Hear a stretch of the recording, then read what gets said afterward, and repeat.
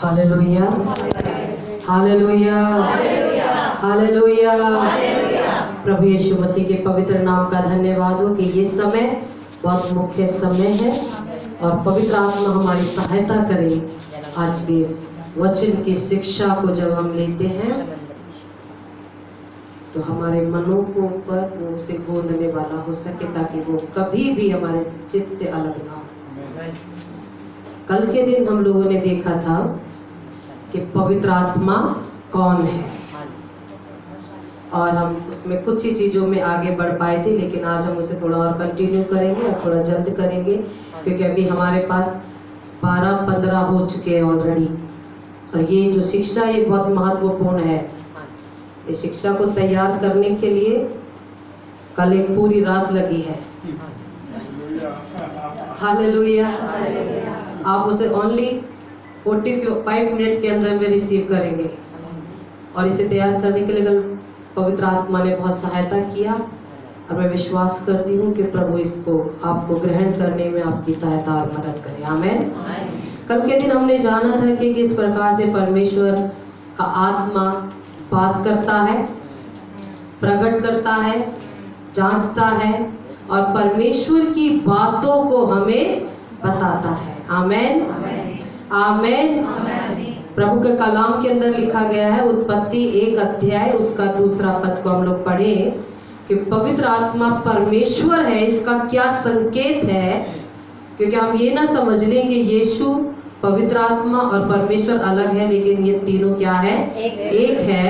और इस बात को भी हमें अच्छे से समझकर आगे बढ़ने की आवश्यकता है। जब आप इस शिक्षा में चल रहे हैं तभी आप इसे बहुत अच्छाई से और गहराई से सीख पाएंगे। उत्पत्ति 1 अध्याय और उसका 2 पद। पृथ्वी बेडौल और सुनसान पड़ी थी और गहरे जल के ऊपर अंधियारा था तथा परमेश्वर का आत्मा जल के ऊपर मंडराता था। परमेश्वर का आत्मा जल के ऊपर मंडराता। किसका आत्मा? परमेश्वर का आत्मा। सब बोले किसका आत्मा? कहाँ पर मंडलाता था? आज कहाँ मंडलाता है? हमारे अंदर।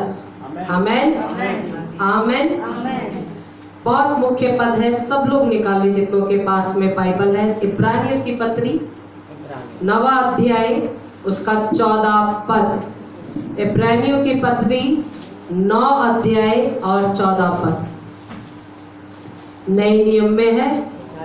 तो मसीह का लहू जिसने अपने आप को सनातन आत्मा के द्वारा परमेश्वर के सामने निर्दोष चढ़ाया, तुम्हारे विवेक को मरे हुए कामों से क्यों ना शुद्ध करेगा, ताकि तुम जीवते परमेश्वर की सेवा करो। आमीन। क्या करो? तो जीवते परमेश्वर की सेवा करो। सनातन क्या? हालेलुया।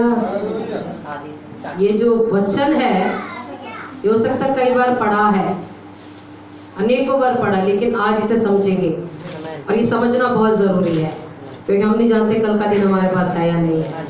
आमीन। आज का दिन है तो आज के दिन का पूरा लाभ उठाएं। वचन में लिखा है कि यीशु मसीह ने अपने आप को परमेश्वर का एक निर्दोष बलि के रूप में क्या किया है? चढ़ाया है। वह अपने आप को एक निर्दोष बलि के रूप में कैसे चढ़ा सका? ये प्रश्न है हमारे लिए। उसने चढ़ाया, हमने पढ़ा, मगर वो कैसे चढ़ा सका? क्योंकि वह पृथ्वी पर कितने साल रहा था? 33 साल रहा। और इस सारी बातों के दौरान जब वो 33 साल था तो सभी बातों में परखा गया। ठीक है। और जब वो पृथ्वी पर था 33 वर्ष तक पूर्ण रूप से मनुष्य था। परमेश्वर था बट वो परमेश्वर के अनुसार कार्यक्रम नहीं करता था। यहाँ पे उसे भूख भी लगती थी, उसे प्यास भी लगती थी, उसे नींद भी आती थी, उसे गुस्सा भी आता था। होता था कि नहीं है? बहुत सारी परीक्षाएं भी आई, बहुत सारे प्रलोभन भी आए, बहुत सारे दोष भी लगाए गए। उसके अपने ही लोग उसे कई बार डिस्टर्ब भी करते थे। तो वही सब चीजें थी जो आज मैं और आप फेस करते हैं ना। 100% वही सब कुछ उसे क्या करना पड़ा था? फेस करना पड़ा, वो परखा भी गया, लेकिन वो फिर निर्दोष कैसे रहा? 33.5 साल तक हम निर्दोष रह सकते क्या? और सेम सिचुएशन में था, हर एक सिचुएशन थी, माँ थी, भाई थे, रिश्तेदार थे, नगर और गांव में घूमा करता था, आया जाया करता था, लोगों से मिला करता था, सब कुछ थी, लेकिन वो उसने अपनी ईश्वरीय शक्ति को अपने लिए कभी भी यूज नहीं किया था। आमेन। तो फिर वो कैसे निर्दोष होकर उसने अपने आप को बलिदान चढ़ाया, जबकि वो 100% मनुष्य मानव की तरह था? ये हमारे पास एक प्रश्न का उत्तर होना बहुत जरूरी है। हालेलुया। वो कैसे पाप नहीं कर सका? ये आज हमारे लिए प्रश्न है कि ये कैसे हो सका होगा? वो वैसे ही रहा, लेकिन उसने कैसे पाप नहीं किया? सब कुछ था, सारे रिश्तों में था, सारे काम किया करता था, वो अपना बिजनेस भी करता था, अपने पिता का हाथ भी बटाया करता था, फिर वो उसने कैसे पाप नहीं किया? हालेलुया। अब मुझे और आपके लिए एक प्रश्न है कि एक मनुष्य बनकर पवित्र आत्मा की सामर्थ्य के साथ वो रहा, जो अब हमें भी देना चाहता है। हमें इस सब के पीछे क्या रहस्य था? केवल पवित्र आत्मा की सामर्थ्य थी। और वो ऑर्डिनरी था। यहाँ पर जैसे आप और मैं ऑर्डिनरी है ना, हमें 8 घंटे के बाद में नींद आ जाती है, हमें 2-3 घंटे के बाद में भूख लगती है। अगर परमेश्वर था तो परमेश्वर अगर उसने करेक्टर अंदर वो इस पावर को रखा था तो उसे भूख नहीं लगनी चाहिए थी, उसे नींद नहीं आनी चाहिए थी, बट उसको फिजिकल बॉडी थी और वो ये सब कुछ करता था, इमोशंस थे उसके। आमेन। वो सब कुछ से कैसे बचा रहा है? इन सारी चीजों से उसके पास क्या थी? पवित्र आत्मा की सामर्थ्य थी। और जो उसके पास थी, हम कहना कि हम पाप में गिर जाते हैं बहुत जल्दी जल्दी, हमारा टेम्पर हाई हो जाता है, हमारा दिमाग खराब हो जाता है, हम परेशानियों में परिस्थितियों में गड़बड़ा जाते हैं, परखे जाते हैं तो हम कहते हैं फेलियर ही निकलते हैं एवरी टाइम जब भी परखे जाते हैं। रीजन क्या है? फिर क्या नहीं है? क्या नहीं है? पवित्र आत्मा की उसके पास थी, तो उसने कहा मैं जा रहा हूं और मैं उसे फिर क्या करूंगा? भेजूंगा। इसका मतलब ऑर्डर चलता है, एक जाता है और एक आता है, तो उसने कहा मैं भेजूंगा। अब वो चाहता है कि जो सामर्थ उसके साथ थी, जिसके द्वारा वो रहा मानव के शरीर के अनुसार, रिश्तों में रहा, समाज में रहा, फाइनेंस के साथ बिना पैसा दिए उसे भी कुछ नहीं मिलता था। ऐसा नहीं था कि प्रभु है तो कहीं भी ऐसे हाथ घुमाया और खजाना बना लिया, बना सकता था, मगर ऐसा उसने, जब भूखे थे तो उसने रोटी जरूर खिलाई। एक जगह से खुद भूख लगी थी, उसने पेड़ पे अपना फल नहीं उगा दिए थे, उगा सकता था, मगर अपनी वैसी पावर का उसने कहीं भी इस्तेमाल। उसे प्यास लगी तो उसने मांगा, वो कुछ जीवन का जल था, लेकिन उसे प्यास लगती थी तो वो मांगता था पानी। तो उसके पास क्या थी ये सब चीजों में करेक्ट रहने के लिए? पवित्र आत्मा की। और वही पवित्र आत्मा की सामर्थ वो किसे देना चाहता है? उसने कहा मैं चाहता हूँ, अभी ये मेरे साथ है, मेरे को पहुंचाने के लिए इसको जरूरत है वहां तक, पिता तक भी पहुंचाने के लिए। मैं वहां जाऊंगा तब क्या करूंगा? इसे, ताकि तुम अब जब हो तो तुम इसी के साथ में क्या अपने जीवन को व्यतीत करो और उन सारे प्रलोभनों से तुम भी बचे रहो। आमेन। हालेलुया। लेकिन उसके लिए एक चीज करनी बहुत जरूरी है। यीशु मसीह जब पवित्र आत्मा की सामर्थ के साथ में रहता था ना, तो यीशु मसीह उसके अधीन रहा करता था। पवित्र आत्मा के क्या रहता था? अधीन रहा करता था। आज मुझे और आपको भी क्या करना है? पवित्र आत्मा के अधीन रहना। वो ये थोड़ा कहता था कि मैं परमेश्वर का बेटा हूँ, पवित्र आत्मा तुम ये करो ये करो। वो उस समय बैठकर उसके साथ क्या करता था? प्रार्थना किया करता था। आत्मा उसे कहाँ पर ले गया था? जंगल में। तो क्या कह सकता था? क्यों जाना मुझे जंगल में? बाबा परमेश्वर का बेटा हूँ, मुझे क्यों जाना है? महल में लेकर जाना है तो अच्छी बात है। कहाँ लेकर गया उसे? अगर पवित्र आत्मा आपको किसी स्ट्रगल में भी लेकर जाता है तो भी क्या करना है? जाना है। आमेन, हालेलुया। तो वो क्या रहा? उसके अधीन रहा।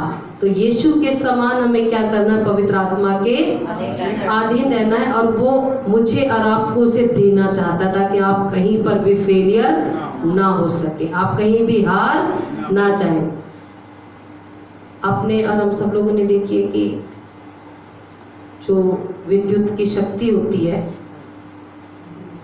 जब तक ये जितने उपकरण हैं उस विद्युत शक्ति के साथ जुड़े हैं तब तक क्या कर रहे हैं? ये सारे चल रहे हैं। अगर ये विद्युत शक्ति के साथ उपकरण चाहे कितने भी लगा लूं मैं, हजारों यहाँ पर, और अगर ये जुड़े नहीं रहेंगे उस पावर बैंक से, तो ये चल और जल नहीं सकते। हालेलुया।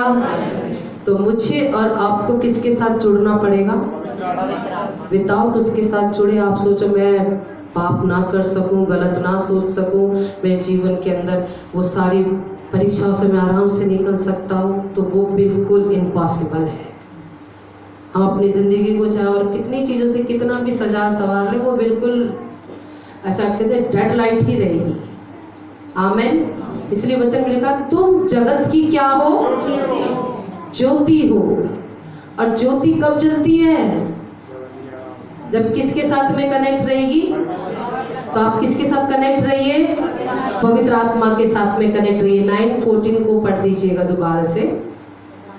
तो मसीह का लहू जिसने अपने आप को सनातन आत्मा के द्वारा परमेश्वर के सामने निर्दोष चढ़ाया। किसके सामने? परमेश्वर के सामने। परमेश्वर के सामने कैसे ठहराया? निर्दोष चढ़ाया। हम और आप उस परमेश्वर के सामने, तो उसके आगे निर्दोष होने के लिए एवरी डे में किसकी जरूरत है? पवित्र आत्मा की। निर्दोष प्रार्थनाएं सुनी जाती हैं, वो पावरफुल होती है। आगे,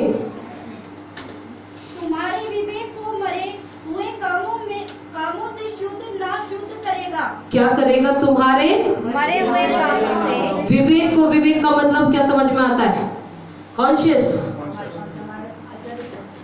विवेक को ना सिर्फ पाप से, बल्कि हम कहते हैं कि हमारे पाप से वो शुद्ध कर रहा है, ठीक है, वो तो लगता है, लेकिन आगे वहां पर एक शब्द देखा, तुम्हारे मरे हुए कामों से क्या करेगा? तुम्हें शुद्ध करेगा। मरे हुए काम क्या होते हैं? मरे हुए काम क्या है? जिनका कोई अर्थ नहीं। हाँ, जिनका कोई अर्थ नहीं है। अभी आप इसका जब खुलासा सुनेंगे तो हम कहेंगे हम करते नहीं करते। हाँ जी, करते हैं। हालेलुया। हालेलुया। मरे हुए काम वे होते हैं जो लोगों के सम्मुख पवित्र और अच्छे नजर आ सके, और जो हम करते हैं, जो किसके सम्मुख पवित्र लगे? लोगों के सामने। जो किसके सम्मुख अच्छे लगे? लोगों के सामने। वो सारे काम कैसे हैं? डेड। इसीलिए परमेश्वर ने कहा तो प्रार्थना भी करना तो किधर जाके कर लेना, वो रियल है। जो काम हम किसको दिखाने के लिए करेंगे? लोगों को दिखाने के लिए। भाई लोगों को दिखाना करना है, अंदर वो काम करने के लिए दिल ही नहीं है। हाँ जी।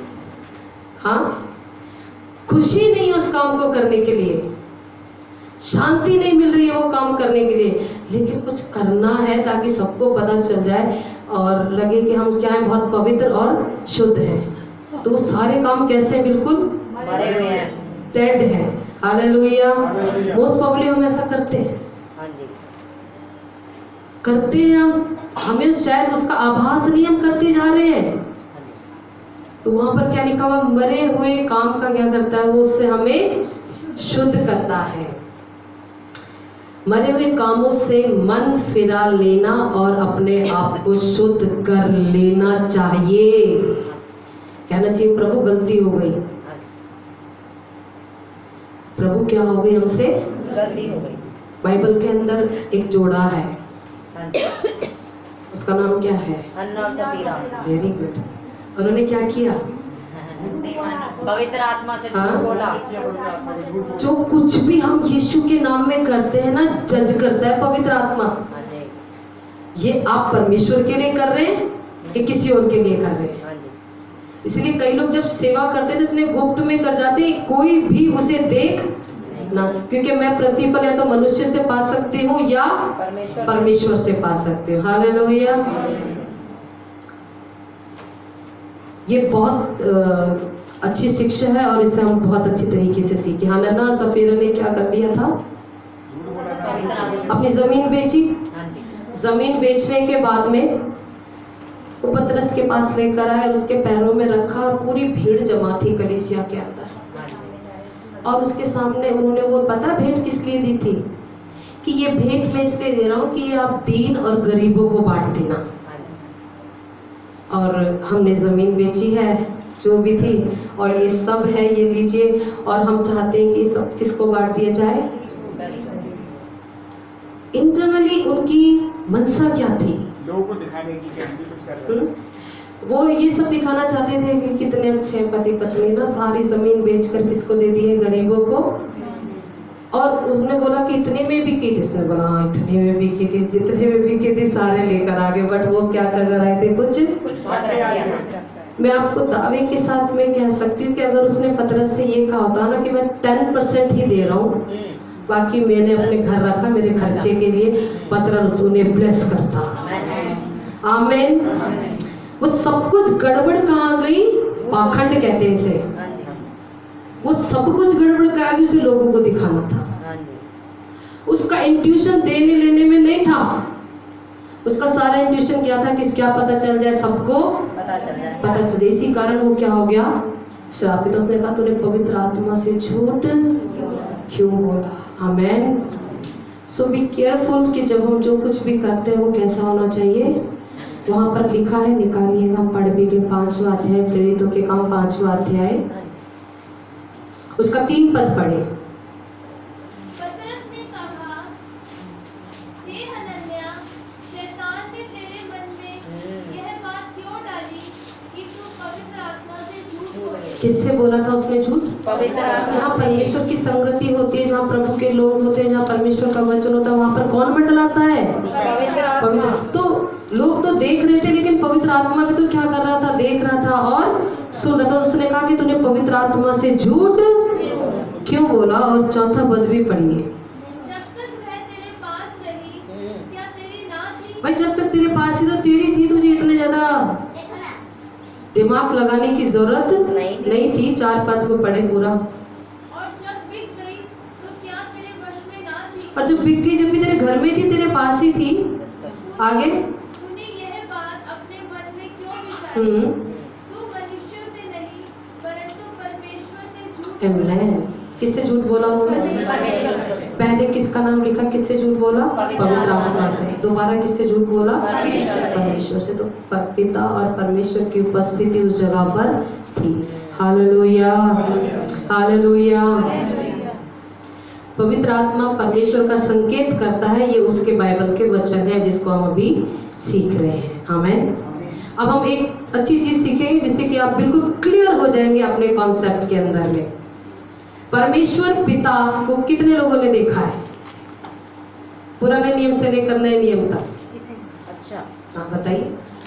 यूहन्ना उसके वचन को जब जानते हैं या पढ़ते भाई हैं। साहब मैंने सिर्फ इतना पूछा, पिता परमेश्वर को किसने देखा है? मूसा के सामने भी जाया था, वो आग जल रही थी, वो उसको देख नहीं सका आपके और मेरे समान। तो इसका मतलब पिता परमेश्वर अदृश्य है, उसे कोई भी देख नहीं सका है और ना सकेगा।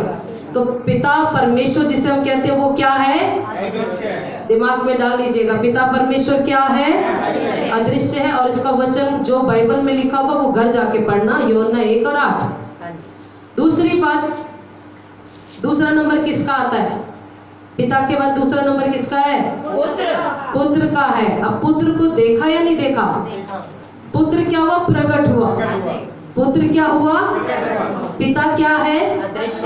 पुत्र क्या हुआ? यीशु के रूप में लोगों के बीच में 33 साल तक चला फिरा, लोगों ने देखा, इसलिए वो प्रकट है। अब तीसरा कौन रह गया? वो क्या करता है? इसके बारे में एकदम जैसे आपको ये एकदम ब्रीफ में पता है ना, ऐसे ब्रीफ में पता होना चाहिए। पवित्र आत्मा वो परमेश्वर है जो मनुष्यों में कार्य करता है। आमीन। पवित्र आत्मा वो परमेश्वर है जो किस में काम करता है? मनुष्य में कब कब काम करता है? हर पर 24 आवर्स वो काम करता है। जब आप प्रार्थना करते हैं, हाँ जी, जब आप आराधना करते हैं, जब आप परीक्षाओं में पढ़ते हैं, हाँ जी, जब आप संघर्ष में हैं, जब आप तंगी में हैं, जब आपको कुछ समझ नहीं आ रहा है, एवरी टाइम आपके साथ कौन काम करता है? कितना? 24 आवर्स करता है। और कैसे करता है? पूरी सामर्थ्य के साथ। क्योंकि वो कैसा है? सामर्थ्य है। पावरफुल है। और किसके साथ काम करता है? उसका करेक्टर ये है कि वो मनुष्यों के साथ क्या करे? काम करे। और उन मनुष्य के साथ जो प्रभु यीशु मसीह पर क्या करते हैं? विश्वास करते हैं। Hallelujah, hallelujah. तो अब जब वो आपके साथ काम करता है तो आप उसे क्या कर सकते हो? अनुभव कर सकते हो। ये आपकी गवाहियां क्या है आपका? कि पवित्र आत्मा का आपको अनुभव मिला है कि ये काम तो भाई मेरे बस की तो था नहीं है। कई बार हम कहते हैं ना ये तो मेरे बस की था नहीं, ये तो किसने कर दिया? अभी वो बोल रही कि मैं तो जा रही थी बाथरूम में, मैं गिर रही थी, मुझे किसने थाम लिया? परमेश्वर ने। ये काम तो मेरे बस की था नहीं। वो चीजें हैं जो हमारे साथ साथ कौन काम करता लगातार? पवित्र आत्मा हमारे साथ क्या करता है? मैंने कल के दिन बताया था, पवित्र आत्मा आपके साथ हर चीज में काम करता है। इवन आप जब सोते हो आपको जगाने में भी वो क्या करता है? आपके साथ काम करता है। आप खाना बनाते हो, आपको खाना बनाते समय भी क्या करता है? आपके साथ। आपका व्हाटएवर जो भी कुछ कार्यक्रम हो वो सब काम करने में आपका हाथ कौन बटाता है? क्योंकि वो मनुष्यों के साथ क्या करता है? हर समय काम करता है। आमीन। तो पिता क्या है?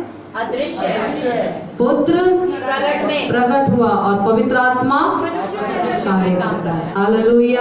तभी जब कुछ भी करना तो क्या बोल सकते हो उससे? प्रभु मैं कुछ करने जा रहा हूँ, आओ मिलकर क्या करेंगे? काम करेंगे। आओ मिलकर प्रार्थना करेंगे। आओ हम मिलकर आज अपनी दुकान पर जाने वाले काम करने के लिए, आओ आज हम मिलकर जो बहनें जितना भी काम करती है बोलो पवित्र आत्मा मिलकर करना है। हालेलुया। अकेले करोगे तो वो अच्छा रिजल्ट नहीं आएगा। अगर प्रभु के साथ मिलकर करोगे तो रिजल्ट कैसा आएगा? 100% आएगा। आमीन, आमीन। जब किसी एक बंदे के पास कॉन्फिडेंस नहीं होता, किसी कॉन्फिडेंस को वो साथ ले लेना, ऐसे व्यक्ति को जिसके पास कॉन्फिडेंस है, तो वो क्या होता है? वो जाके केवल चुपचाप बैठ रहा था, सारा काम कौन करता? उसका साथ वालों से पता है भाई जिसको मैं साथ लाए वो क्या कर लेगा? तो आप जिसको साथ लेके जाते वो क्या कर लेता है? संभाल लेता। आपके मुंह के अंदर भी वो शब्द डाल देता जो आप बोल नहीं पाते। आमीन, हालेलुया। कई बार लोग बहुत हेजिटेट हो जाते हैं किसी चीजों से, वो इसलिए हो रहे क्योंकि आप अकेले हो। किसको साथ लो? पवित्र आत्मा को। अगर पवित्र आत्मा को आप साथ लेते हो तो आपके लिए परमेश्वर में सब कुछ संभव है। आमीन। आप एक चीज के लिए भी ये नहीं कह सकते कि यह असंभव है। सब कुछ क्या होगा आपके लिए? संभव हो सकेगा। हालेलुया। क्योंकि वो काम करता है, वो निकम्मा नहीं है पवित्र आत्मा। आप निकम्मे होकर जब लेटे रहते हो ना तो वो आपको कई बार भी उठा देता है, चल भाई उठ। आमीन। अगर वो आपके साथ है तो आप आलसी हो ही। अगर उसने वो काम करवाना है ना तो कोई उसे रोक। आमीन, हालेलुया। मेरे साथ तो बहुत जबरदस्त एक्सपीरियंस करवाता है। आपके साथ भी अनुभव होने बहुत जरूरी है। ये अनुभव होने आपको पता होना चाहिए कि ये तो मैं नहीं, ये तो किसने करवा दिया? पवित्र आत्मा ने करवा दिया। आमीन। अनुभव से मुझे पता चला है। हालेलुया। आइए हम, क्योंकि इतना बहुत सारी चीज़ें सबको तो, लेकिन कुछ कुछ चीज़ों को हम लोग टच करेंगे ताकि आज अच्छे से वचन को सीख सकें। आज के समय द प्रेजेंट टाइम पवित्र आत्मा क्या कर रहा है ये आपको पता होना चाहिए। निकालिएगा वचन, यूहन्ना रचित सुसमाचार उसका 16 अध्याय 7 से 15 तक। तो भी मैं और तुमसे- एक काम कीजिएगा, 8वां अध्याय भी निकालिए।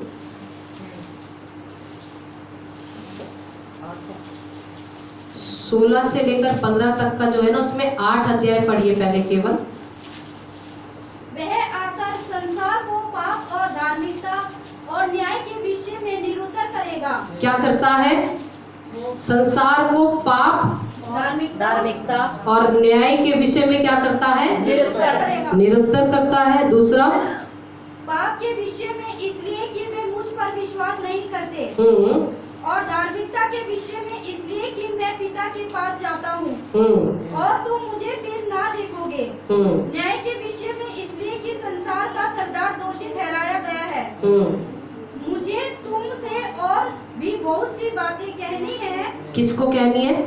हमसे वो भेजा गया आपसे क्या कहनी है उसे? बहुत सारी बातें कहनी है। आगे पढ़े। परंतु अभी तुम उन्हें सह नहीं सकते। अभी तुम उसे सहन नहीं सकते। क्या नहीं कर सकते? सहन नहीं सकते। तो वो इसलिए नहीं बता पाता कि आप प्रिपेयर नहीं हुए हो। हम आते हैं और उसी लेवल से वापस चले जाते हैं। Yes hallelujah. आप जानते हैं कि नॉर्मली आप कितना वजन उठा सकते हैं? जितनी शक्ति। अगर ऐसा सोचा जाए कि आपका वजन 60 किलो, आप कितना वजन उठा सकते हो?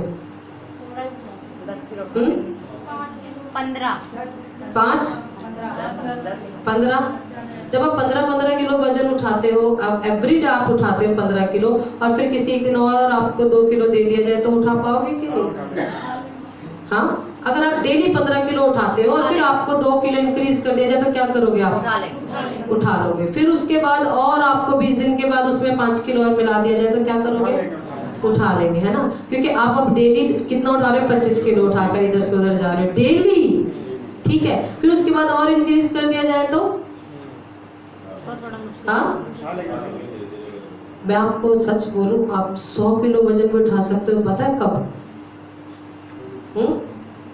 कब उठा सकते 100 किलो वजन भी? जब मनुष्य के पास शक्ति है, क्योंकि आप अपनी शक्ति को पहचानते नहीं। हालेलुया। आप 100 किलो वजन 2 मिनट में उठा लोगे। वो माए या वो भाई, अगर आपके पैर के ऊपर 100 किलो गिरे ना, आपके पैर के ऊपर अगर 100 किलो वजन गिरे तो आप क्या करोगे? कितने लोग पुकारेंगे, आ जाओ भाई कोई उठाओ, आ जाओ कोई उठाओ। क्या करोगे इसी समय? तुरंत 1 सेकंड में आप क्या करोगे? हटाओगे। हालेलुया। कितने लोग वेट करेंगे, प्रार्थना करने बैठेंगे उस समय, प्रभु आओ और ये उठा लो। कितने लोग? आप क्या करते हो? उसे तुरंत ही उठाते हो। और जैसे जैसे हमारा एक्चुअली क्या है, रेगुलर हैबिट नहीं है। आप कर सकते हो, आप वो कहता तुम सह ही नहीं सकते, मैं क्या बताऊं? पता, कमजोर दिल वालों को ज्यादा बातें बताई नहीं जाती, और जिनके भेजे में भूसा उन्हें भी कुछ बताया नहीं जाता। और ये सारी बातें कौन समझता है? पवित्र आत्मा जानता कि नहीं जानता आपके मेरे बारे में? जानता है। उसे पता है भाई वचन सुनने, लेकिन इसके मन में तो क्या चल रहा है।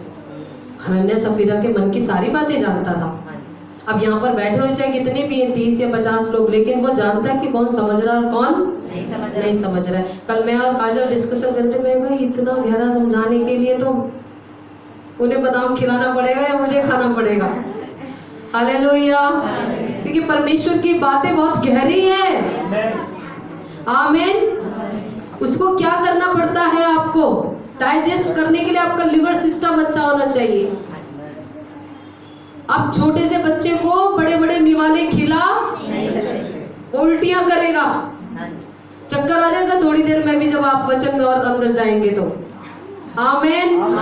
हालेलुया। पढ़िएगा।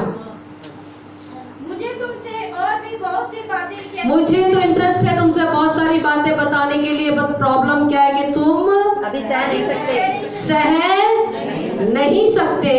परंतु जब वह अर्थात सत्य का आत्मा आएगा, अर्थात जब सत्य का आत्मा आएगा तो तुम्हें सब सत्य का मार्ग बताएगा।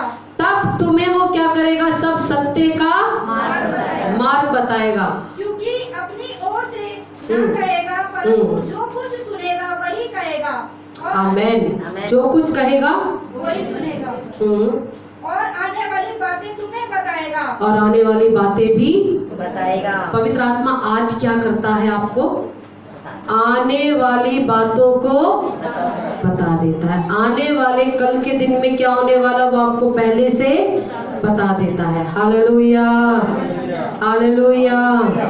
आने वाली बातों को और कोई नहीं जानता, केवल कौन जानता है, और उससे पहले आपको प्रिपेयर कर देता है। आमीन। तो पवित्र आत्मा के साथ में संगति करना बहुत जरूरी है। संगति नहीं, उससे रिक्वेस्ट करना बहुत अच्छा है। आमीन। 13 वचन को पढ़े। परंतु जब है अर्थात सत्य का आत्मा आएगा तो तुम्हें सब सत्य का मार्ग बताएगा। क्या बताता विश्वासियों को? सत्य का मार्ग। कौन सा मार्ग? सत्य का मार्ग। इसका मतलब कभी भी गलत गाइड नहीं करेगा। नहीं करता, कभी आप मिस गाइड नहीं हो सकते।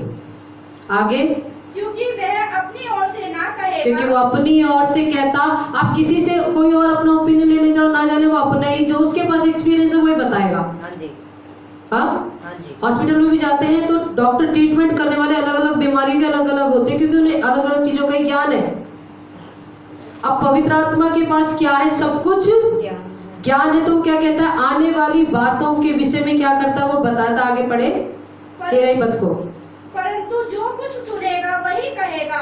जो कुछ सुनेगा वही कहेगा। सुनता कहाँ से? परमेश्वर से, क्योंकि वो परमेश्वर के बातों को जानता है और उसमें कुछ भी 19 और 20 करता नहीं है। अपने तरफ से अपने ज्ञान, अपने शब्दों को मिलाता नहीं है, बल्कि उसको अथॉरिटी है, वो पावरफुल है। लेकिन जैसा सेत में लेता है वैसा ही सेत में देता है। अभी अगर मैं एक ऐसा काम करूँ ना, इनके कान में कुछ कह दूं, वहां तक पहुंचते पहुंचते कुछ और हो जाएगा। हाँ जी, 2-4 पढ़ जाए, है ना? लेकिन जैसा पवित्र आत्मा पिता से पता करता है वैसा ही आपको देते हैं, कि आपको कोई भी डाउट होता नहीं है। आमेन। आगे जल्दी बढ़े। और आने वाली बातें तुम्हें बताएगा। वह मेरी महिमा करेगा। इसलिए संदेह ना कीजिए जब परमेश्वर का आत्मा आपसे बात करता है। वह मेरी महिमा करेगा क्योंकि वह मेरी बातों में से लेकर तुम्हें बताएगा। 14 तक पहुंच गए ना? हाँ। वह किस व्यक्ति पर और किस बात का जोर देता है? क्या करता है वो? महिमा करता है। किसकी? परमेश्वर की। किसकी महिमा करता है? परमेश्वर की। अगर हमें कुछ पता हो ना कल के बारे में किसी का, और हमें बताना हो, तो हम किसकी महिमा करवाएंगे? अपनी करवाएंगे। उसके पास अथॉरिटी है। देखो, पिता की बात तो कोई भी नहीं पता कर सकता है। कोई है हम में से जाए स्वर्ग में, प्रभु से पूछे परमेश्वर आप बता दीजिए, फिर मैं नीचे हूँ, फिर मैं बताऊं, और मैं इतनी मेहनत करूं तो मेरे से बड़ा पृथ्वी पर और कोई ईश्वर हो ही नहीं सकता। बट वो सारी महिमा किसको देता है? अगर हमारी प्रार्थनाओं से कोई आशीष पाता है तो सारी महिमा किसको भैया? परमेश्वर को। हालेलुया। आपके 2 अच्छे शब्दों से अगर किसी को शक्ति मिली, किसी को ताकत मिली, किसी को भरोसा मिला, तो सारी महिमा किसकी होनी चाहिए? पवित्र आत्मा तक सारी महिमा किसको देता है? परमेश्वर। परमेश्वर की महिमा नहीं चुरानी चाहिए कभी भी, वरना अपनी जिंदगी के तो। चलिए आगे पढ़े। जो कुछ पिता का है वह सब मेरा है। जो कुछ पिता का है वो किसका है? सब मेरा है। और जो पुत्र का है वो किसका है? पिता का। हमारा है।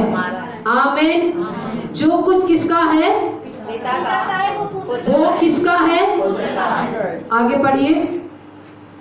इसलिए मैंने कहा कि वह मेरी बातों में से लेकर बताएगा। किसकी बातों में से? मेरी बातों। अभी आपको किसकी बातों में से बताया जा रहा है? मैं अपने घर की कहानी नहीं सुना रही हूँ। ये किसकी बातें हैं? परमेश्वर के वचन की बातों में से बताया जा रहा है। हालेलुया। और जब परमेश्वर की बातों में से बताया जाता है वहीं से फल आता है।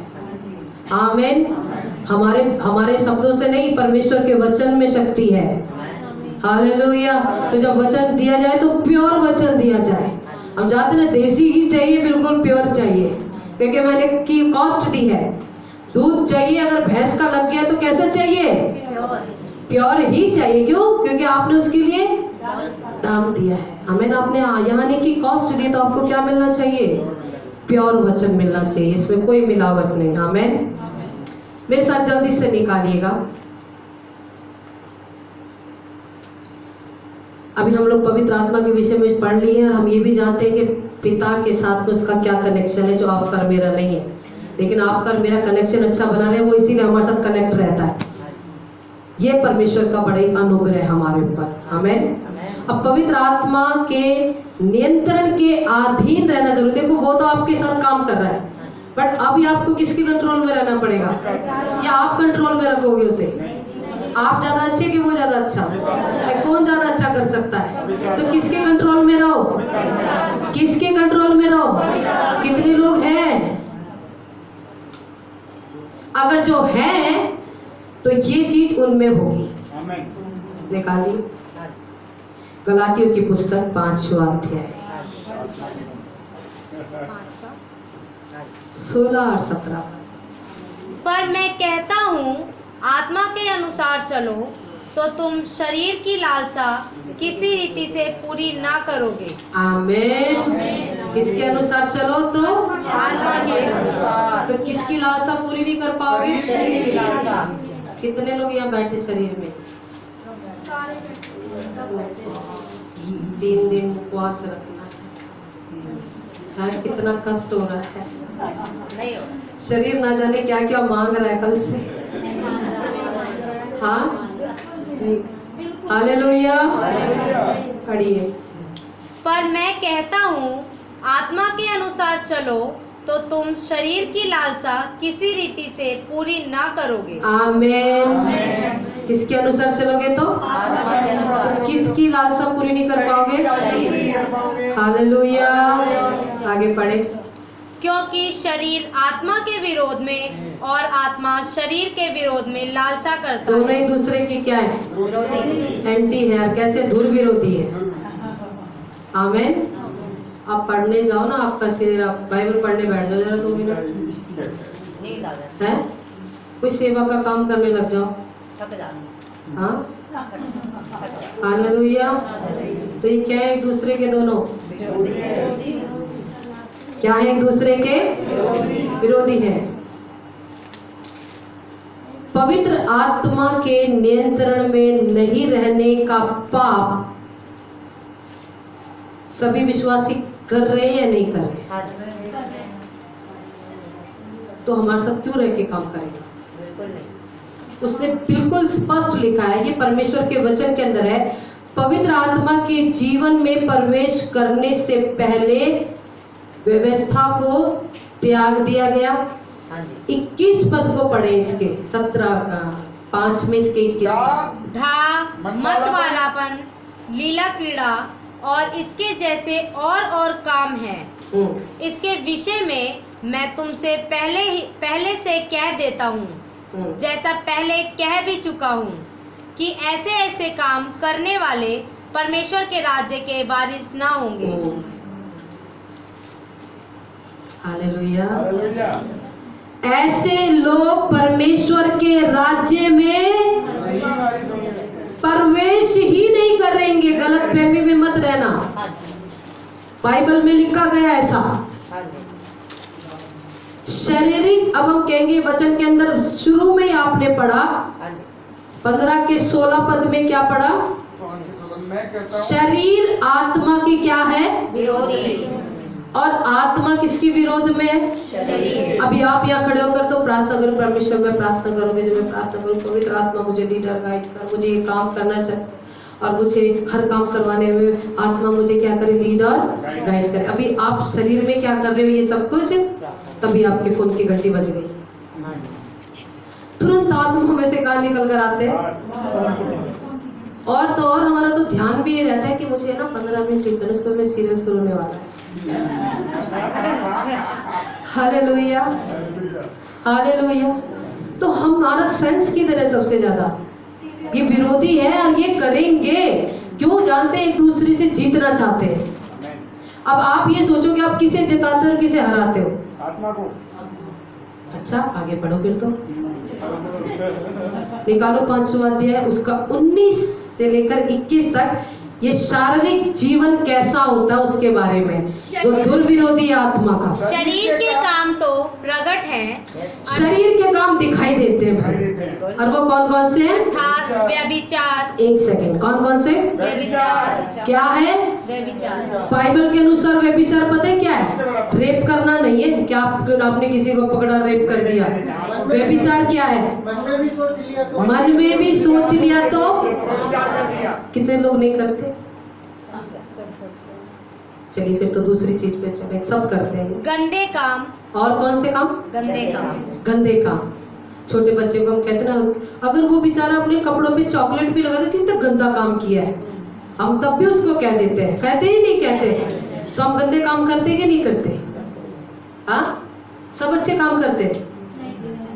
चलो दूसरे वाले। लूचपन, लुचपन, मूर्ति पूजा, टोना।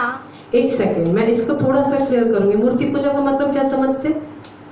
किसी भी मनुष्य को परमेश्वर से ज्यादा आदर देना। चलिए, बहुत ज्ञान है, आगे बताइए। मूर्ति पूजा का मतलब और क्या समझते हैं पीछे वाले? क्या है मूर्ति पूजा का मतलब? मूर्तियां क्या समझते हो? पाप तो है, मगर मूर्तियां है क्या? कुछ भी नहीं।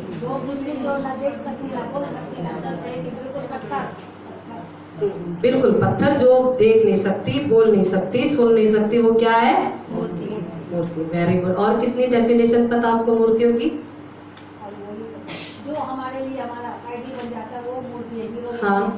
या कोई आपका आइडल कौन है? परमेश्वर, क्या है? प्रभु यीशु मसीह। आपने ये बोला मूर्तियां हमने वो सोच के रखी है जो पत्थर की है, वस्तुओं से बना दी गई, चाहे वो लकड़ी से बनी हो, चाहे वो पत्थर से बनी हो। हमारे दिमाग में यही आ रहा ना? अच्छा, तो अब तो आप क्या कर रहे हैं? किसको आइडल बना के बैठे हैं? प्रभु यीशु मसीह। हाँ, प्रभु यीशु मसीह। हालेलुया। अब हम कह रहे हैं कि मूर्तियां तो देखती भी नहीं, बोलती भी नहीं, चलती भी नहीं, सुनती भी नहीं, तो वो सब क्या है? हालेलुया। आप में से कितने लोग यहाँ बैठे जो यीशु मसीह पर विश्वास करते हैं, कहते हैं कि हम मूर्ति पूजा नहीं करते? मैं उन मूर्तियों की बात नहीं कर रही, उन्हें छोड़ दीजिए, पत्थर की, लकड़ी की छोड़िए। आपको क्या सेटिस्फेक्शन है स्पिरिट में? मतलब आप वो वाला विवेक में तो नहीं कहीं घूम रहे जो मन को ही शांति मिल रही है खाली, कि आप सिर्फ उसी थॉट में कि अगर मैंने वो मूर्ति की पूजा नहीं की तो मैं मूर्ति पूजक नहीं हूँ। 99% किसी भी मनुष्य, सुन लीजिए, 99% विश्वासी मूर्ति पूजक है, बपतिस्मा लिए हुए, प्रभु भोज लेने वाले। And what is the meaning of murti puja? वो मूर्ति पूजा का मतलब है आप जो यीशु को यीशु कर कर मान रहे हैं, उसे जो आइडल आपने बना लिया, ये मूर्ति पूजा है। अब वो कैसे है? क्योंकि आप एक कोटेशन को कोट कर रहे हैं कि मूर्ति देख नहीं सकती, सुन नहीं सकती, बोल नहीं सकती। 100% यहाँ बैठे लोग ईमानदारी से ये बताएं, क्या यीशु आपसे बात करता है? यीशु के साथ आप चलते हैं? तो वो आपका क्या केवल एक आपके लिए एक आइडल की तरह आप काम कर रहे हो? आप भी एक मूर्ति पूजा ही कर रहे हो बस। आप वो मूर्तियां छोड़कर ये मूर्ति के साथ है, बट आपका पर्सनली कोई कनेक्शन नहीं है। कौन कहता है कि यीशु तो जीवित है? हम जानते हैं आप कब आपके साथ जीवित रूप से काम कर रहा है, वो तो है, पवित्र आत्मा के द्वारा। बट आप कैसे उसके साथ में कनेक्ट है? पवित्र आत्मा के द्वारा। आप उसे देख पा रहे हैं? आप उसको अनुभव कर सुन सक रहे हैं? कितनी बार वो आपसे बोलता, आप तो सुनते तक नहीं। कितनी बार आपको सही चीजों को क्लियर दिखाता, आप देखते तक नहीं। कितनी बार आपसे वो आपके साथ चलना चाहता, आप तो साथ चलना भी नहीं चाहते। क्या इनकाउंटर है आपका प्रभु के साथ में? जैसा पवित्र आत्मा का है, पवित्र आत्मा कार्य करवा रहा है सब कुछ, बट हम तो मूर्ति पूजा के समान है। आप प्रार्थना करते हैं, आपको कोई आंसर नहीं आता परमेश्वर की तरफ से, कभी भी हम आवाज नहीं सुन पाते उसकी। हालेलुया। तो हम भी क्या कर रहे हैं?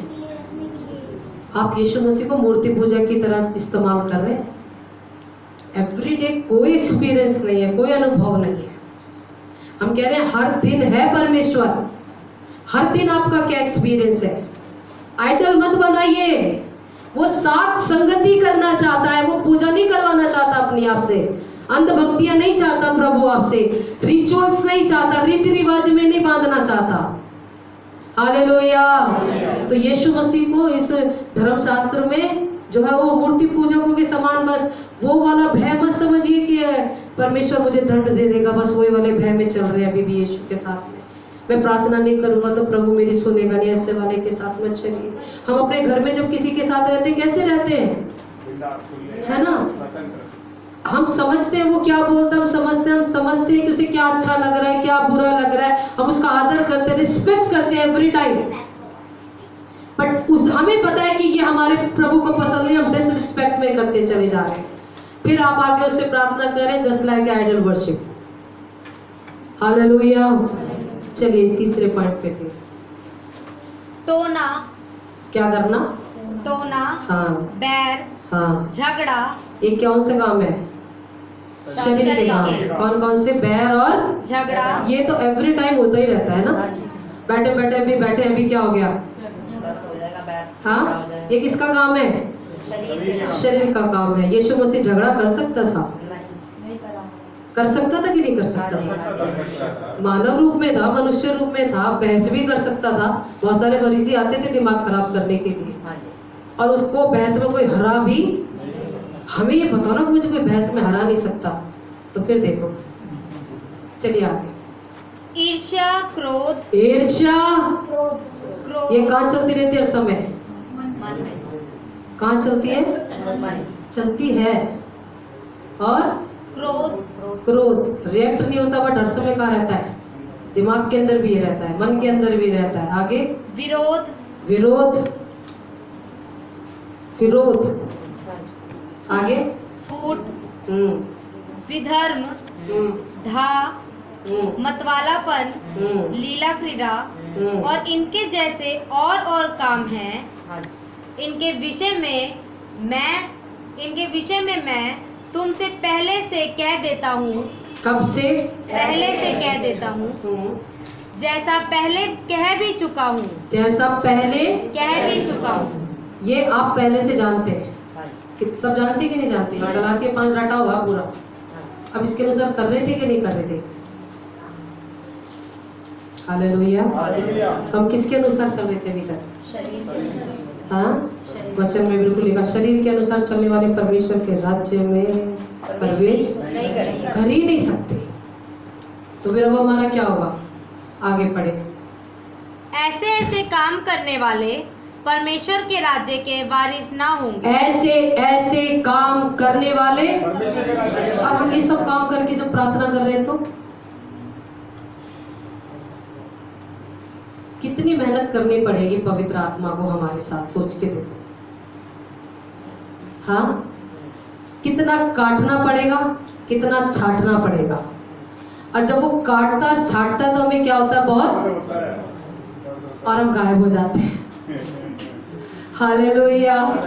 आप अगर वो चाहता है कि भाई ठीक हो, क्योंकि ये सब तो हमारे क्या है? सर से लेकर पांव तक भरा हुआ, एवरीडे भरा हुआ है। आमीन। और वचन के अंदर में लिखा गया है, शरीर आत्मा के साथ क्या रखता? हमेशा विरोध रखेगा, और आत्मा शरीर के साथ हमेशा क्या रखेगी? विरोध रखेगी। अब ये तो शरीर के काम हो गए। और वी आर वेरी स्पिरिचुअल, तो हम स्पिरिचुअल लोग क्या काम करते हैं? पढ़िएगा 5वां अध्याय 22 और 23, जो स्पिरिचुअल लोग काम कर रहे पर हैं। आत्मा का फल, आत्मा का फल क्या है? प्रेम, आनंद, शांति, धीरज, कृपा, भलाई और नम्रता और संयम है। ऐसे ऐसे कामों के विरोध में कोई भी व्यवस्था नहीं। आमीन। ये तो हमें सिर्फ गाने में याद है। हालेलुया। इसके अलावा हमारा इससे कोई भी मतलब और वास्ता नहीं है। हे प्रभु करने वाले स्वर्ग के राज्य में प्रवेश नहीं करेंगे। आमीन। एक दिन में करेक्ट नहीं होंगे, कोई बात नहीं, कर लिया कोई बात नहीं, लेकिन अभी जब हम सीख रहे हैं तो अब हमें क्या करना है? कौन सा काम करना है? पवित्र आत्मा हमारी, हम कहते हैं, हम हर एक चीज में तो कहते हैं प्रभु मेरी सहायता कर, तो उसके लिए आपको क्या करना पड़ेगा? आत्मा शरीर का क्या रहेगा? हमेशा आपको हमेशा कहेगा कि आप किसी के साथ प्रेम मत करो, किसी के साथ में भलाई मत करो। और भलाई करो क्या? आपका शरीर तो 2-3 बार भलाई करके थक जाएगा, क्योंकि ये हमेशा किसके विरोध में है? आत्मा के विरोध। 1-2 बार क्षमा करके थक जाएगा, बस अब बहुत हो गया। क्योंकि हमारा शरीर कोई चीजों में कंटिन्यूशन में तब तक नहीं चल पाता, क्योंकि प्रॉब्लम ये है तब हम अपने आप चला रहे हैं। अगर आप पवित्र आत्मा की साझेदारी के साथ चलाएंगे ना, आप कर पाएंगे। आमीन। आप 100% कर पाएंगे, क्योंकि यीशु ने किया। और उसने कहा वो मैं तुम्हें दे रहा हूँ कि तुम भी ऐसा कर सको। हम नहीं कर सकते क्योंकि हम पाप के साथ में बनाए गए हैं, लेकिन प्रभु ने एक चीज दे दी है। अरे एक पारस का पत्थर मिल गया तुम्हें, आमीन, कि तुम उसके साथ क्या कर सकते हो, कर सकते हो। मरे गिरे हुए तो वो तुम्हें घसीट के करवाएगा ही करवाएगा, लेकिन अपने आप के ऊपर उसको क्या करने दीजिए, नियंत्रण उसको करने दीजिए। शरीर को मत करने दीजिए। किसको नियंत्रण करने दे, किसको करने दे, जैसे शरीर आपको बोले ना उसको। इसलिए पौलुस कहता है मैं इसे क्या करता हूँ, कितने लोग अपने आप को मार और कूट सकते हैं। मतलब मारना कूटने का मतलब ये नहीं कि वो हथौड़ा लेके मार रहा है, अपनी इच्छाओं को कंट्रोल, अपनी इच्छाओं को क्या करना, कंट्रोल करने के लिए क्या लगती है, ताकत लगती है। हालेलुया। और जिसमें ताकत, वो ताकत वहां पर कौन सी काम आती है, आपकी नहीं, पवित्र आत्मा की ताकत वहां काम आती है। हालेलुया। वो ताकत यूसुफ ने लगाई और उसके पास धर्मशास्त्र नहीं था, इतना वचन नहीं सुनता था जितना आप सुन लेते। फिर भी उसके पास बाइबल नहीं थी, फिर भी उसने वो ताकत लगाई। पोतीफर की पत्नी को देखा तक भी नहीं। आपके पास वो ताकत है, बट आप उसे इस्तेमाल ही करना, क्योंकि इंटरेस्ट तो कहाँ पर है, अपनी खुद की लालसा लगी पड़ी है। तो पवित्र आत्मा इसमें क्या करेगा बेचारा। आपकी लालसा ना लगे और आप कहो कि प्रभु बचा ले, तो वो क्या करेगा। हालेलुया। इसके ऊपर एक बहुत अच्छा इंसिडेंट है। आज की टीचिंग नहीं थी मेरी, वो अगले दिन की थी, लेकिन मैं चाहती हूँ कि आप उसे सुन ले और आपकी आज की जिंदगी बहुत अच्छे से गुजरे आने वाले टाइम में प्रभु के साथ। आमीन। निकाल लीजिएगा जल्दी ताकि हम उसे समझ जाएंगे। इब्रानियों की पत्री 4 अध्याय, थोड़ा सा टाइम दीजिएगा ताकि ये वचन को आप अच्छे से समझ सके। इब्रानी की पत्री 4 अध्याय 16 पद। इसलिए आओ हम अनुग्रह के सिंहासन के निकट हिया बांधकर चलें कि हम पर दया हो और वह अनुग्रह पाए जो आवश्यकता के समय हमारी सहायता करे। आमीन। सब लोगों ने निकाल लिया पीछे, जो पीछे है उनमें से कोई एक जन पढ़े। इसलिए आओ अनुग्रह के सिंहासन के निकट हिया बांधकर चलें कि हम पर दया हो और वे अनुग्रह पाए जो आवश्यकता के समय हमारी सहायता करे। कौन से समय, आवश्यकता के समय किसकी सहायता करे, हमारी सहायता करे। आप शिव कुमार ब्रदर भी पढ़िए। इसलिए आओ हाँ, अनुग्रह के सिंहासन के निकट हियाव बांधकर चलें कि हम पर दया हो और वह अनुग्रह पाए। आमीन।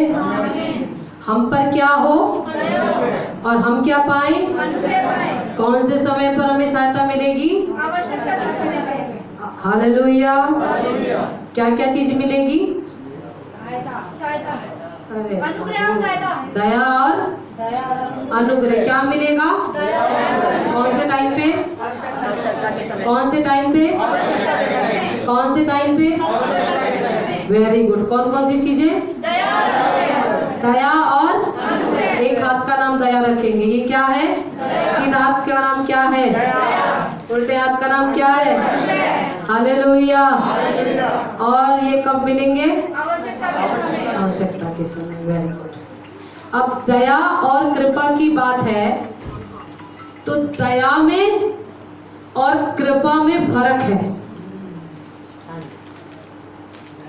जब हमें दया चाहिए होती है हम कृपा मांग रहे होते हैं प्रभु से, और जब कृपा चाहिए होती है तब दया मांग रहे होते हैं, क्योंकि हमें तो डेफिनेशन ही नहीं पता दोनों में फर्क क्या है। आमीन, हालेलुया। दया का संबंध भूतकाल से जो बीत गया, पास्ट, और कृपा का संबंध भविष्य से जो आएगा। हालेलुया। वो जिसको लहू बहता था ना, उसने यीशु मसीह का क्या छुआ, हाँ, और क्या बोला, मैं वस्त्र को छू लूंगी तो मैं चंगी हो जाऊं। कई जगह पर लोगों ने बोला यीशु मसीह के, हे दाऊद की संतान हम पर क्या कर, क्योंकि वो उस प्रॉब्लम से काफी टाइम से क्या हो रहे थे। अच्छा, अभी आपके ऊपर और मेरे ऊपर परमेश्वर ने क्या किया है, कृपा की कि दया की है, हाँ, दया करके सबका दया करके माफ किया है, कृपा करके आगे जिंदगी में आपको क्या मिलेगी? बड़ा रहा ब्लेसिंग्स मिलेंगी। आमेन। तो दोनों चीजों में क्या एक बहुत बड़ा डिफरेंस है।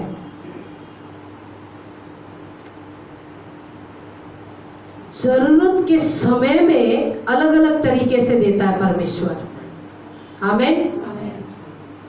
आप ये सोच के देखिए, हम एक ऐसा कॉन्सेप्ट सोचेंगे कि अचानक अगर मान ले कि हम एक पहाड़ पर हैं और बहुत ऊंचा पहाड़ है और अचानक से आप उस पहाड़ से फिसलकर खाई में गिर रहे हैं और खाई में गिरते समय आपके हाथों ने उस पहाड़ को बहुत मजबूती के साथ में पकड़ा और मजबूती के साथ में पकड़ने के बाद भी कुछ देर बीत गई और ज्यादा देर आप पकड़ नहीं पाए और आपका हाथ छूटा और आप सीधे किधर आए?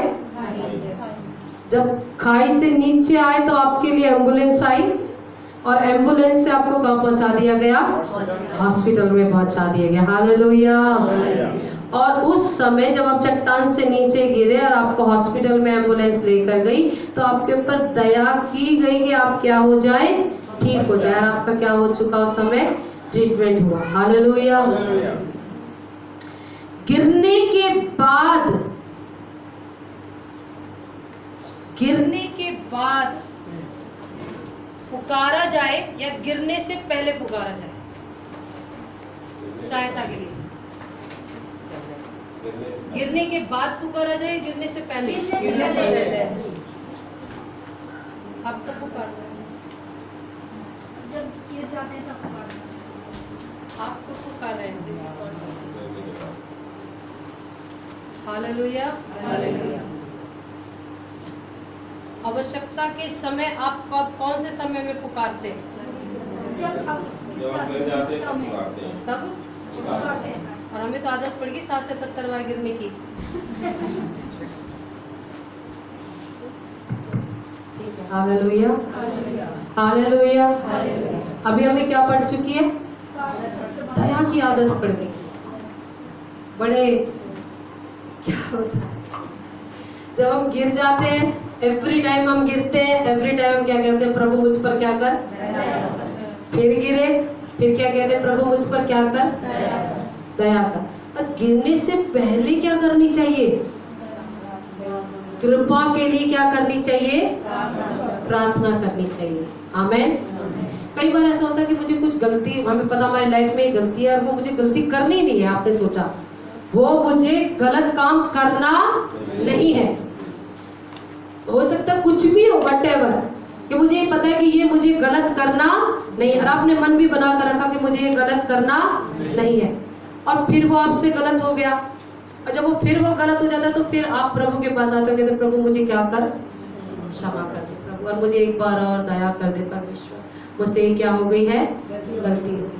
अब वो गलती हो गई, फिर उसके बाद आए, फिर आपने क्षमा मांगी, फिर परमेश्वर से कहा। एक लॉन्ग प्रोसेस है। इसका मतलब हमारा हाल वही है, हम बार बार गिर रहे हैं, एम्बुलेंस में जा रहे हैं, फिर हम पे दया हो रही है, फिर हम वापस ठीक ठाक होकर आए, फिर दोबारा पहाड़ पे चढ़ गए, फिर दोबारा गिर गए, फिर दोबारा पहुंचे, फिर दोबारा ठीक हुए। हमारा ऐसे ही चल रहा है। जब हमें पता है कि ये गलतियां मुझसे होगी, उससे पहले आपको क्या करनी है? परमेश्वर से क्या करनी है? प्रभु मुझ पर कृपा कर कि मैं ये गलती ना कर सकूं। हम गलती करने के बाद क्या मांगते हैं? क्षमा मांगते हैं। बट गलती करने से पहले हम क्या नहीं मांगते? परमेश्वर से कृपा नहीं मांगते कि प्रभु मुझ पर क्या कीजिए? कृपा कीजिए। हम जब स्कूल में एप्लीकेशन लिखते थे उससे पहले लिखते कृपा करके मुझे एक दिन का क्या करें? अब छुट्टी के बाद देते थे क्या एप्लीकेशन? छुट्टी से पहले देते थे? बाद में देते थे तो मास्टर कुछ और देता था उसके साथ। हालेलुया। एग्जाम में नहीं बैठने देते थे बिना एप्लीकेशन का, 50 मार के बैठ जाओ। तो पहले फ्यूचर के लिए आपको पहले से ही प्रिपरेशन करनी पड़ती है। अब ये हमारा ढर्रा बन चुका है कि हम बार बार गिरते हैं, बार बार आते हैं, क्षमा मांगते हैं और फिर कहते हैं प्रभु मुझ पर क्या कर? पवित्र आत्मा भी परेशान हो गया है क्योंकि हम करेक्ट होना, और उससे पहले आपके साथ क्या है?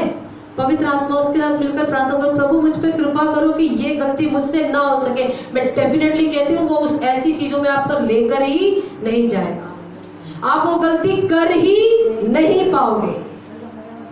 कुछ भी ऐसा इम्पॉसिबल आपके साथ कभी भी होगा नहीं। कई बार ऐसी गलत संगति होती है, हम चाहते हैं कि ये गलत संगति, गलत आदत छूट जाए, मगर क्या करते हैं हम फिर कर लेते हैं, और जब हो जाती है तो कहते प्रभु मुझे क्षमा करके फिर से मेरे से क्या हो गई। एक बार कह के तो देखो कि प्रभु मुझ पर क्या कर, कृपा कर, कृपा कर। परमेश्वर मुझ पर क्या कर, मेरी जिंदगी से कुछ भी गलत। तो उसने वचन में लिखा है कि आवश्यकता के अनुसार मैं क्या करूंगा, आवश्यकता के समय में क्या करेगा, हमारी सहायता। कौन से समय में, आवश्यकता के समय। कौन से समय में, किसी बेफालतू में नहीं करता सहायता, और ऐसे बेफालतू लोगों की भी सहायता नहीं करता है जो बार बार एक ही पाप को बार बार करते रहते हैं। मतलब हमारा तो वो बन गया है ना कि हमारी आदत हुई है, डीएनए वही है कि गलतियां करो और प्रभु के पास जाओ। हमारी आदतें अभी भी है कि ईश्वर को हम घूस दे के खुश करने की कोशिश में लगे हुए हैं। आमीन, हालेलुया, हालेलुया। तो पाप करने के लिए, पाप ना करने के लिए हमें क्या चाहिए, परमेश्वर की कृपा चाहिए। परमेश्वर की कृपा के बिना आप पाप से दूर नहीं रह सकते। आप गिर जाओगे, ये शरीर के कामों में गिरोगे, 70 बार गिरोगे। इसीलिए आज भी हम परफेक्ट नहीं हो पा रहे। तो आप क्या करें, परमेश्वर पवित्र आत्मा से क्या करें, प्रार्थना करें कि पवित्र आत्मा पिता मुझ पर क्या कीजिए, कृपा कीजिए कि मैं कोई भी पाप करने के बाद क्षमा मांगने से अच्छा है कि पहले क्या कर लो। अब पहाड़ से गिरने के बाद ही मांगनी है क्या, उससे पहले क्या करो, कृपा मांग लो कि प्रभु मैं ऐसी परीक्षा में पढ़ूं ही नहीं। हालेलुया। वैसे तो प्रभु ने हमें शक्ति दी है कि तुम कैसी भी ऐसी परीक्षा में नहीं पढ़ोगे, लेकिन अभी तक हम ऐसे परफेक्ट नहीं हुए कि हम उस परीक्षा में से निकल जाएं। आमीन। तो इससे बेहतर क्या है कि हम क्या मांग लें, परमेश्वर से सहायता मांग लो ना। क्या जा रहा है, गंद बचाने से अच्छा कि सबसे पहले क्या मांगे, हम उससे सहायता मांगे। प्रभु मुझ पर क्या कर, छोटी छोटी सी बातों के लिए। देखिए हमने बोला कि ईर्ष्या रहती तो क्या करें, परमेश्वर से क्या करें, प्रभु मुझ पर क्या कीजिए। अब आपको जिससे बहुत ज्यादा प्रॉब्लम है उसी से कल मिलना है, तो उससे पहले आप क्या कर लो, ताकि उससे मिलकर उसके साथ में पाप करो किसी भी चीज में, तो उससे पहले क्या कर लो, प्रार्थना करो कि परमेश्वर मुझ पर क्या कीजिए, कृपा कीजिए। Hallelujah, hallelujah. ताकि परमेश्वर की कृपा क्या हो जाए, हमारे ऊपर में बनी रहे। आमीन। जब प्रभु की कृपा बनी रहेगी तो परमेश्वर आपको किसी भी शरीर के काम में कभी भी गिरने नहीं देगा। 60 से 70 बार भी उठाएगा आपको, लेकिन आपकी मनसा तो कम से कम ये होनी चाहिए कि आप क्या करें, आप अपनी मनसा, अपनी टेंडेंसी को बदल दीजिए कि क्षमा मांगनी है बार बार प्रभु के पास आके। उससे पहले क्या कर लीजिएगा, कृपा मांगिए। जितने शरीर के काम है ना, जिस जिसमें हम गिर रहे, चाहे वो इवन गुस्सा करना ही क्यों ना हो, उसके लिए क्या मांगिए, परमेश्वर मुझे कृपा दीजिए कि मैं आज किसी के साथ भी गुस्सा ना कर, किसी से भी मैं बैर, ये होगा ही होगा क्योंकि ये हमारे डीएनए में है। गुस्सा आएगा ही, बैर होगा ही, ईर्ष्या होगी होगी। ये तो छोटे से बच्चे को भी आएगी, उसे पता नहीं उसका मतलब, बट वो ईर्ष्या करता है। हालेलुया। बट इससे दूर रहने का एक ही उपाय है कि वो हमारी क्या कर देगा, उसने यीशु मसीह की भी की है। उसने कहा मैं जा रहा हूँ तुम्हें दे रहा हूँ, जैसे मैंने कलवरी के क्रूस पे सहा तुम भी सह सको। उसके मुंह पर थूका गया, लेकिन उसने क्या करी, सब लोगों को क्षमा कर दिया।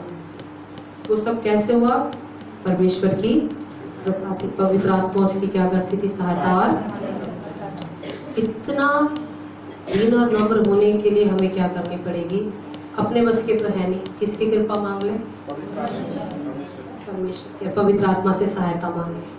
आमीन। जिंदगी बहुत खूबसूरत है और सीमित है। अच्छे अच्छे कामों की लिस्ट ही ऊपर पहुंचने वाली है, बाकी तो सब काम जल जाएंगे। हालेलुया।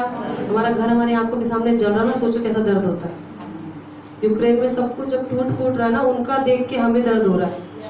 एक घर बनाने में पूरी जिंदगी लग जाती है ना। एक देश बनाने में कितना टाइम लगेगा, कितना दर्द हो रहा है ना देख के। वो पिक्चर जब सामने चल रही है, घर टूट रहे, जल रहे हैं, हमें एक बेड खरीदने के लिए कई साल प्लानिंग करनी पड़ती है। और जब हमारे काम परमेश्वर के आगे जो हमने बहुत खुशी खुशी यहाँ किए और जो गलत थे वो जलते नजर आएंगे तो कैसा होगा? हमें तो वो लग रहा था कि शायद ठीक है, लेकिन परमेश्वर की दृष्टि में वो ठीक नहीं थे।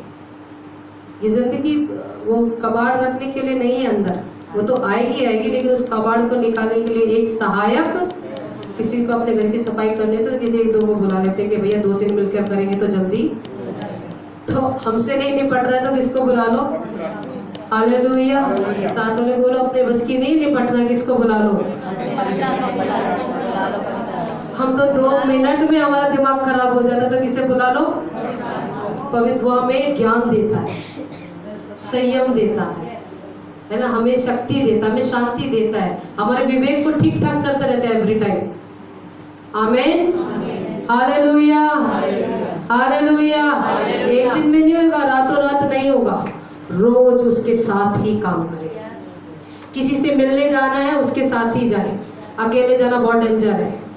किसके साथ जाना? आगे से पवित्र आत्मा के साथ। वो कभी भी पाप में गिरने नहीं देगा, कोई गलत काम करने नहीं देगा। आपको जहाँ कितना बोलना है उतना बताएगा, जितना नहीं बोलना है उतना बताएगा। जब गलत है, गलत रास्ता है, वो तुरंत आपको इंडिकेट करता है। अब आप समझते हैं नहीं समझते, मुझे नहीं समझ में आता, इंडिकेट करता ही करता है। वो अपने काम में आलसी नहीं है। Hallelujah, hallelujah. तो प्रभु के आगे जाकर बार बार का वो नौटंकी हमारी बंद हो जाएगी जो हम लगातार करते आ रहे हैं, और परमेश्वर के साथ हमारी जिंदगी बहुत अच्छे से चलेगी। आमीन। तो आइए हम परमेश्वर का धन्यवाद करें और प्रभु से हम अनुग्रह मांगे। उसने कहा है